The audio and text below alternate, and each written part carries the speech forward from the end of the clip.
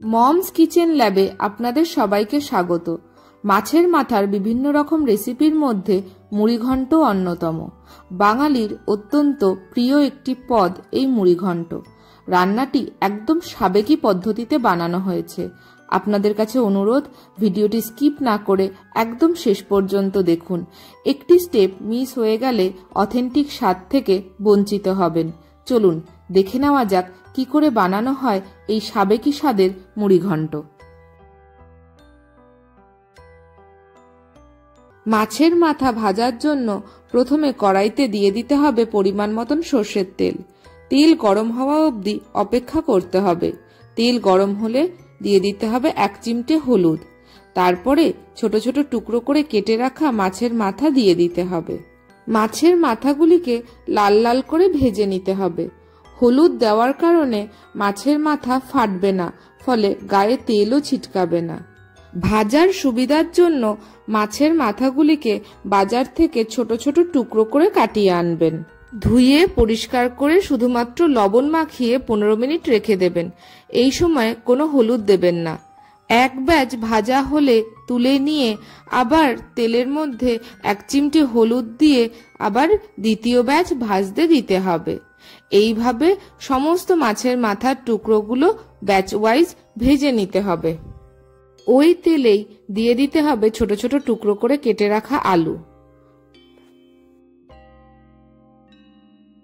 Minute 2 ভেজে দিয়ে দিতে হবে 1/2 চামচ লবণ।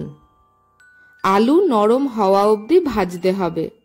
আলু ভাজা হয়ে গেলে তেল থেকে ছেঁকে ছেঁকে একটা বাটিতে তুলে নিতে হবে।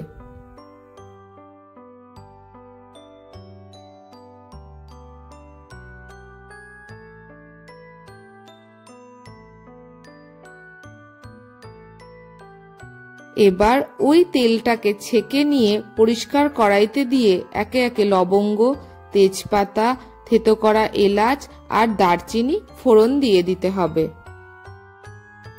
একটু ভেজে নিতে হবে। ফোড়নের সুন্দর গন্ধ বেরোলে দিয়ে দিতে হবে পেঁয়াজ কুচি।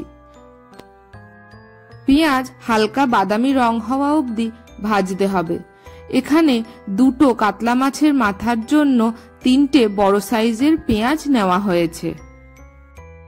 পেঁয়াজ নরম করার জন্য পরিমাণ মতন লবণ দিয়ে ভালো করে ভেজে নিতে হবে। পেঁয়াজের রং বাদামি হলে দিয়ে দিতে হবে 1 চামচ রসুন বাটা। রসুনের কাঁচা গন্ধ চলে যাওয়া অবধি কষতে হবে। গ্যাসের ফ্লেম সবসময় মিডিয়াম টু লো রাখবেন, নয়তো মশলা কড়াইতে ধরে যেতে পারে। রসুনের কাঁচা গন্ধ চলে গেলে 1 চামচ আদা বাটা দিয়ে দিতে হবে। ভালো করে কষে নিতে হবে।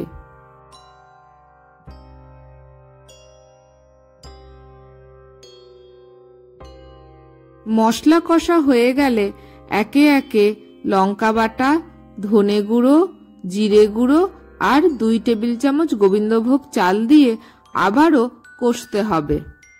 চালের রং পরিবর্তন হলে একে একে হলুদ গুঁড়ো, কাশ্মীরি লঙ্কার গুঁড়ো আর মশলার প্লেট ধোয়া জল দিয়ে দিতে হবে। মিডিয়াম ফ্লেমে ভালো করে কষে নিতে হবে। একটা মিডিয়াম সাইজের মাছের মাথার জন্য 1 টেবিল চামচ গোবিন্দভোগ চাল যথেষ্ট। এরপর টমেটো পিউরি দিয়ে ভালো করে কষে নিতে হবে। গোবিন্দভোগ চালের মিষ্টি গন্ধ এই রান্নার স্বাদকে বহুগুণ বাড়িয়ে দেয়।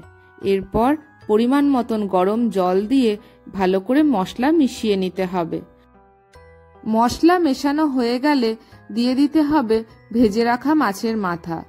মিনিট 2 মশলার সাথে কষে নিতে হবে। এই রান্নায় স্টেপ বাই স্টেপ মশলা দিতে হবে আর মিডিয়াম টু লো ফ্লেমে মশলা কষতে হবে। গ্যাসের ফ্লেম বাড়িয়ে দিলে বা তাড়াহুড়ো করলে এই রান্নার আসল স্বাদ পাওয়া যাবে না। মিনিট 2 পর পরিমাণ মতন গরম জল দিয়ে ভালো করে মিশিয়ে দিতে হবে। এই রান্নায় জলের পরিমাণটা একটু বেশি দিতে হবে, কারণ চাল সিদ্ধ হবে।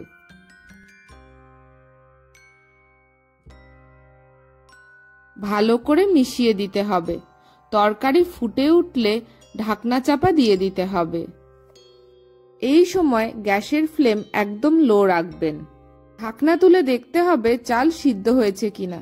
চাল সিদ্ধ হলে ভেজে রাখা আলু দিয়ে ভালো করে তরকারি মিশিয়ে দিতে হবে।